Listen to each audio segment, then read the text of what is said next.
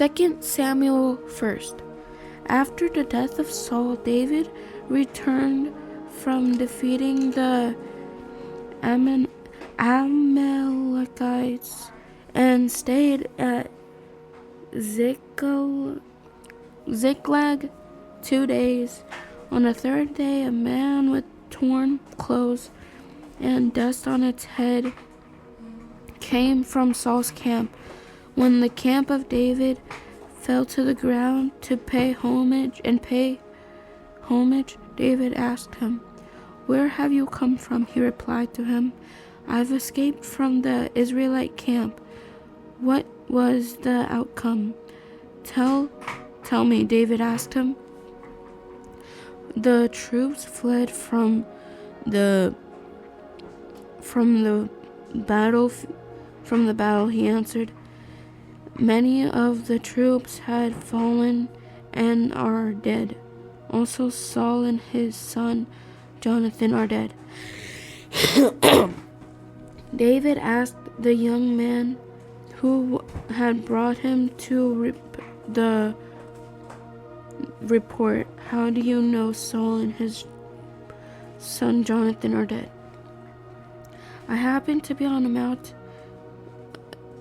Mount Gilboa," he replied, and there was Saul leaning on his spear. At the very moment the chariot and the cleavers were closing in on him. When he turned around, he saw me and called out to me, so I swore, "I am at your service." He asked me, "Who are you?" I told him, "I am Amalekite.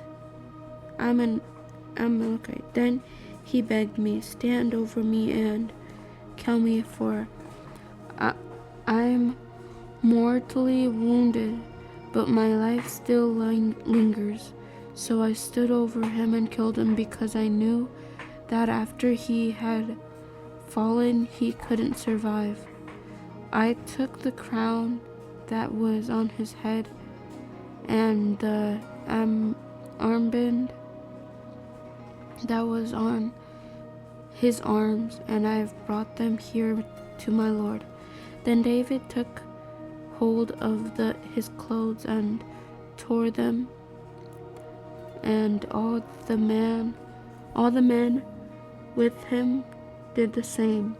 They mourned, wept, and fasted until the evening for those who died by the sword, for Saul, his son Jonathan, the Lord's people, and the house of Israel. David inquired of the young men who had brought him the report, "Where are you from?" I'm a son of the resident alien," he said. I'm an Amalek." David questioned him, "How is it that you were not afraid to lift your hand and destroy the Lord's anointment?" Then David summoned one of his servants and said, "Come here and kill him." The servant struck him and he died. For David had said to the Amalek, "Your blood is on your own head, because your own mouth testified against you by saying, 'I killed the Lord's anointment.'"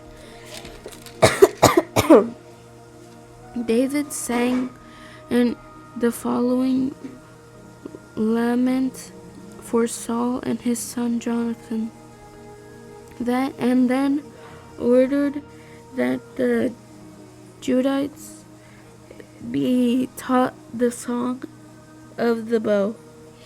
It is written in the book of Jasher, "The splendor of Israel lies slain on your heights.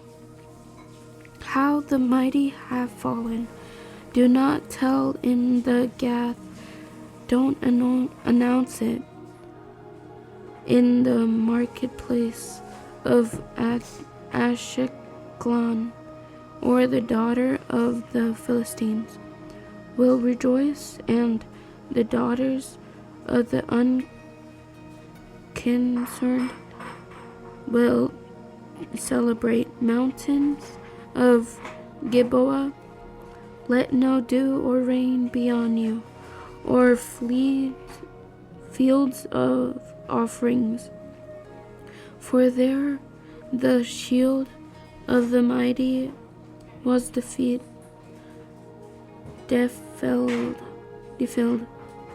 The shield of Saul no longer anointed with oil.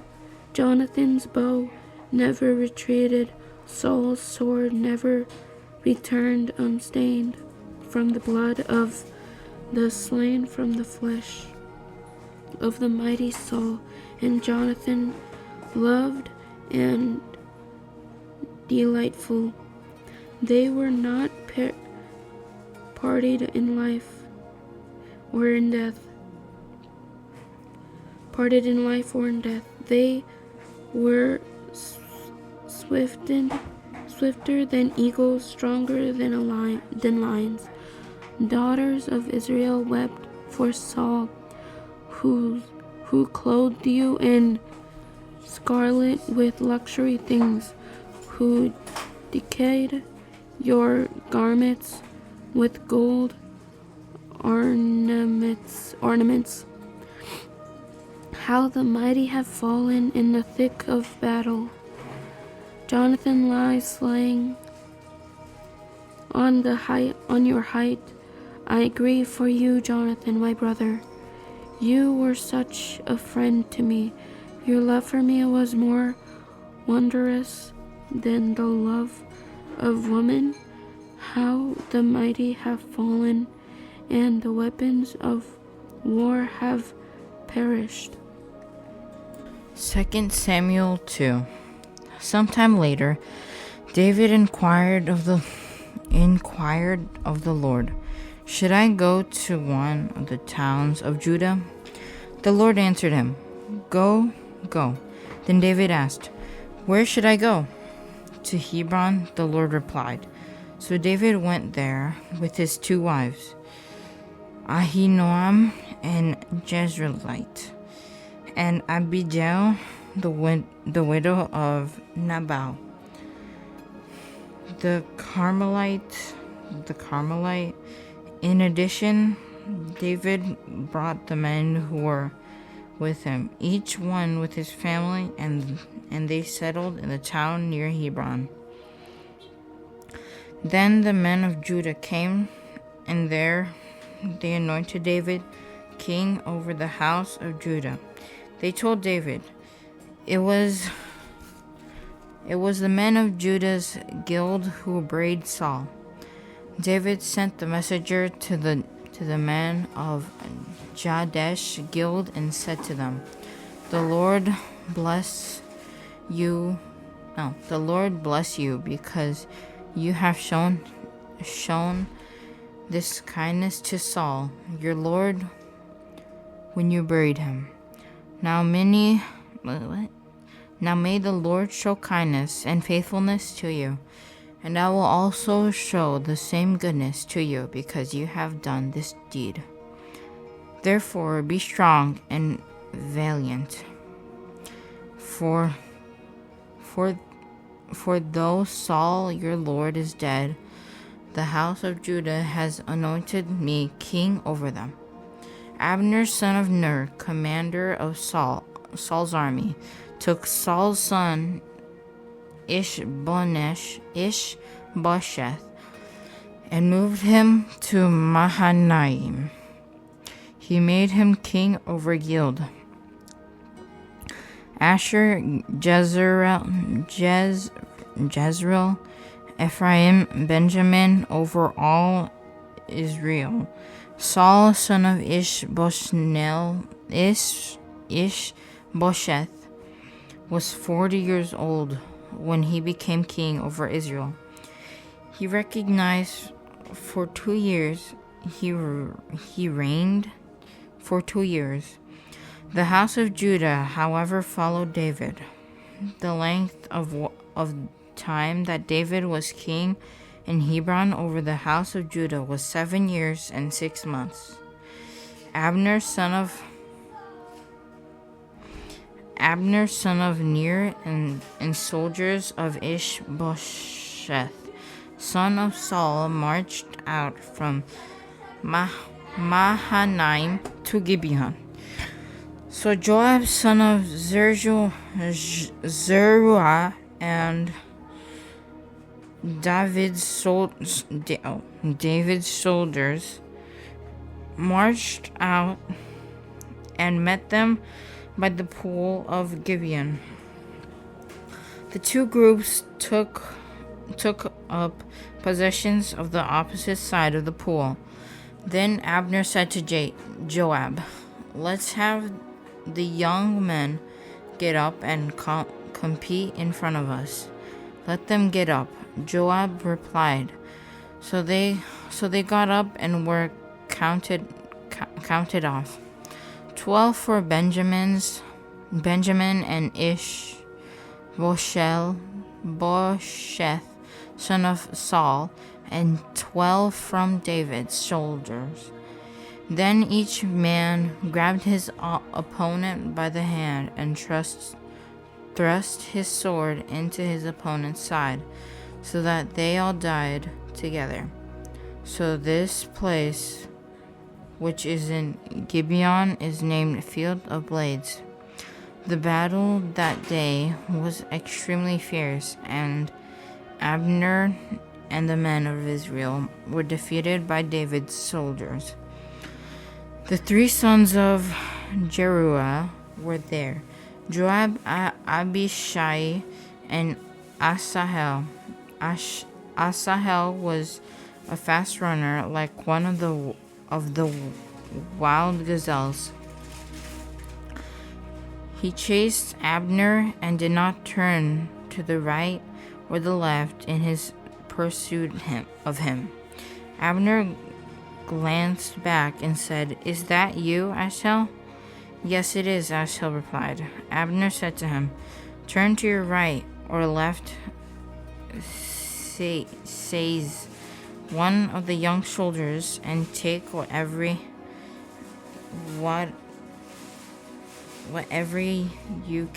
you can get from him." But Asahel would not stop chasing him. Once again, Abner warned Asahel, "Stop chasing me. Why should I strike you to the ground? How can I even look your brother Jacob in the face?" But Asahel refused to turn away. So Abner hit him in the stomach with the butt of his spear. The spear went through his body, and he fell and died right there. As they all came to the place where Asahel was fallen and died, they stopped. But Jacob and Abishai pursued Abner. By sunset, they had gone as far as the hill of Ammah, which is opposite Giah, on the way to the wilderness of Gibeon. The Benjamites relied to Abner. They formed a unit and took their stand on top of a hill. Then Abner called out to Jacob, "Must the sword devour forever? Don't you realize this will only end in bitterness? How long before you tell the troops to stop pursuing their brothers?" "As God lives," Joab replied, if you have not spoken to us, the troops wouldn't have stopped pursuing their brothers until morning." Then Jacob blew the ram's horns, and all the troops stopped. They no longer pursued Israel or continued to fight. So Abner and his men marched through the Arabah all that night. They crossed the Jordan, marched all morning, and arrived at Mahanaim.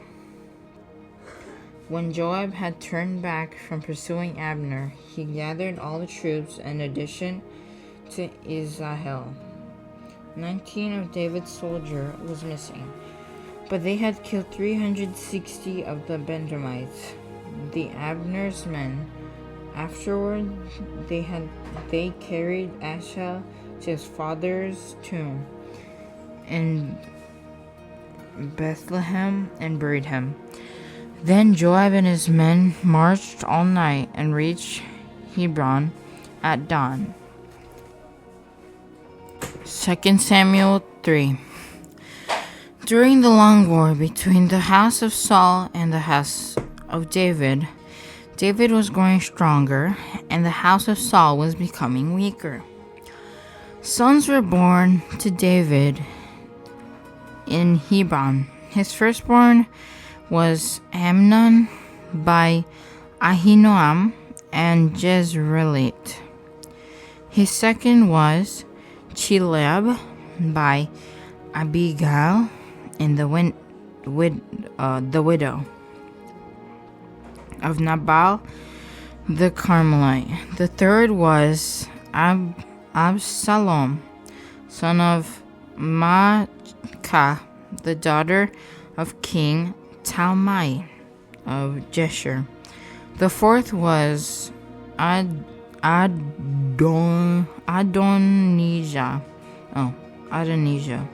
son of Haggith. The fifth was Sephitah, son of Abital. The sixth was Ithream by David's wife Eglah. These were born by David in Hebron. During the war between the house of Saul and the house of David, Abner kept acquiring more power in the house of Saul.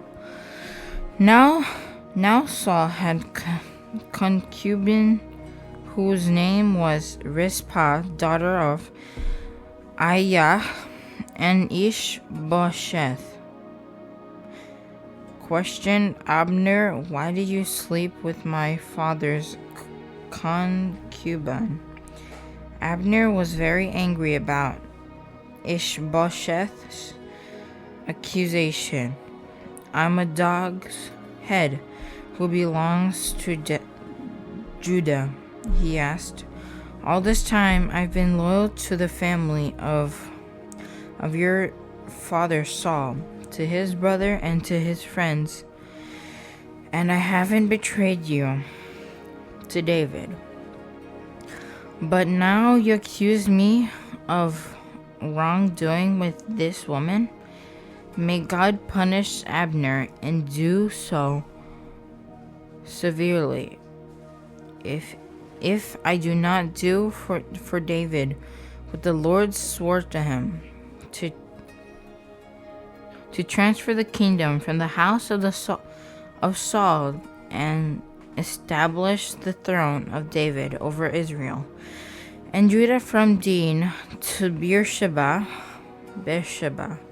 Ishbosheth did not dare respond to Abner because he was afraid of him.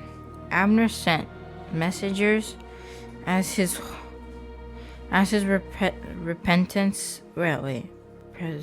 representatives to say to David, "Whose land is it? Make your covenant with me, and you can be certain I am your side to turn all Israel over to you." David replied, "Good, I will make a covenant with you. However, there's one thing I require of you. You will not see my face unless you first bring Saul's daughter, Michal, when you come to see me." Then David sent messengers to say to Ishbosheth, son of Saul, "Give me back my wife Michal. I was engaged to her for the price of 100 Philistines foreskins." So Ishbosheth sent someone to take her away from her husband, Paltiel, son of Laish. Her husband followed her weeping all the way to Bahurim. Abner said to him, "Go back." So he went back. Abner confirmed with the elders of Israel. In the past you wait, what? In the past you wanted David to be king over you. Now take action, because the Lord has spoken concerning David through my servant David. To my servant David, I will save my people Israel from the power of the Philistines and the power of all Israel's enemies. Abner also informed the Benjamites and went to Hebron to inform David about all that was agreed on by Israel and the whole house of Benjamin. When Abner and 20 men came to David in Hebron, David held a banquet for him and his men. Abner said to David, Let me now go, and I will gather all Israel to my lord the king. They will make a covenant with you, and you will reign over all your desires. So that David dismissed Abner, and he went in peace. Just then David's soldier and Joab returned from a raid and brought a large amount of plundered goods with them. Abner was not with David in Hebron because David had dismissed him, and he had gone in peace. When Joab and his whole army arrived, Joab was informed Abner's son of Ner came to see the King of Kings, dismissed him, and went in peace. Joab went to the king and said, "What have I done? Look here, Abner came to you. Why did you dismiss him? Now he's getting away. You know that Abner's son of Ner came to deceive you and to find out about our military activities and everything you're doing." Then Joab left David and sent messengers after Abner. They brought him back from the well of Sirah, but David was unaware of it. When Abner returned to Hebron, Joab pulled him aside to the middle of the city gate, as if to speak to him privately, and there Joab stabbed him in the stomach. So Abner died in revenge for the death of Asahel. Joab's brother David heard about it later and said, "I and my kingdom are forever innocent before the Lord concerning the blood of Abner's son of Ner. May it hang over Joab's head and his father's whole family, and may the house of Joab never be without someone who has a discharge or a skin disease, or a man who came only a spindle, or someone who falls by the sword or starves." Joab and his brother Abishai killed Abner because he had put the brother Asahel to death in the battle of Gibeon. David then ordered Joab and all the people who were with him, "Tear your clothes, put on sackcloth, and mourn over Abner." And King David walked behind the coffin. When they buried Abner in Hebron, the king wept a lot at Abner's tomb. All the people wept, and the king sang the lament for Abner. Should Abner die as a fool dies, your hands were not bound, your feet not placed in bronze shackles, you feel like one who falls victim to criminals, and all the people wept over him, even more. Then they came to urge David to eat food while it was still day, but David took an oath. May God punish me and do so severely if I taste bread or anything else before sunset. All the people took note of this, and it pleased them. In fact, everything the king did pleased them. On that day, all the troops and all Israel were convinced that the king had no part in killing of Abner, son of Ner. Then the king said to his soldier, "You must know that a great leader has fallen in Israel today. As for me, even though I am the anointed king, I have little power today. These men, the son of Zeruiah, are too fierce for me. The Lord repay the evildoer according to his evil."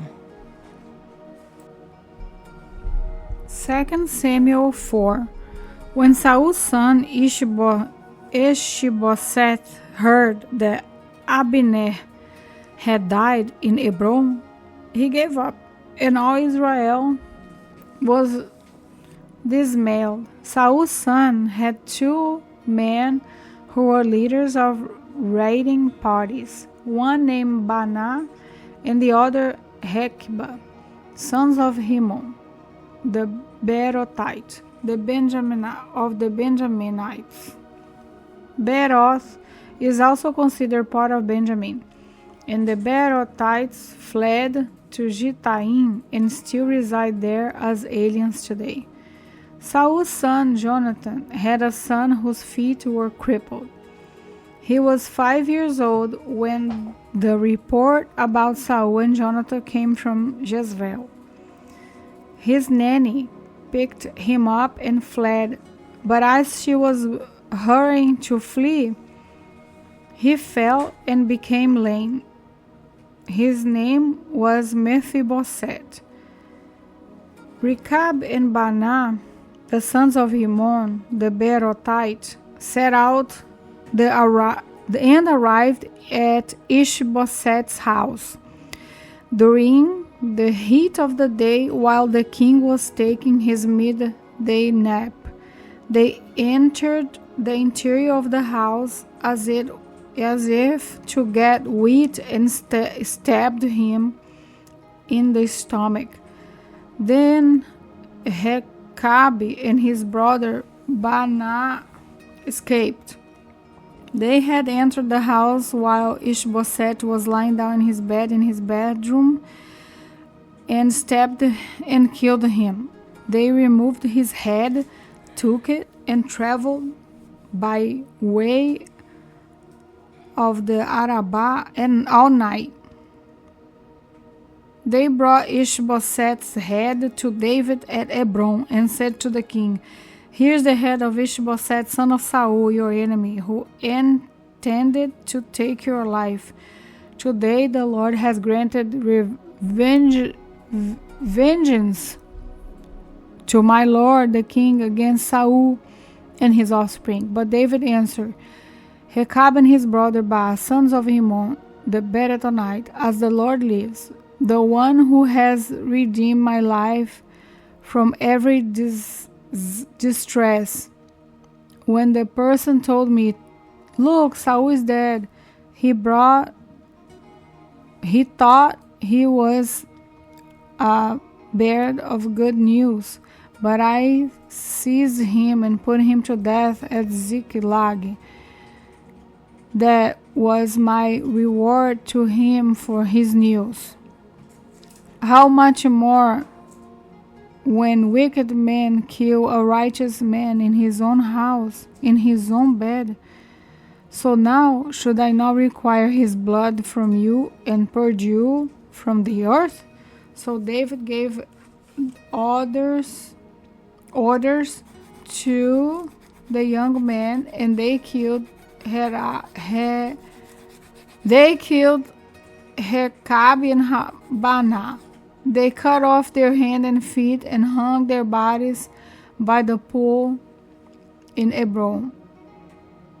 But they took Ishbosheth's head and buried in the Abineh's tomb in Hebron.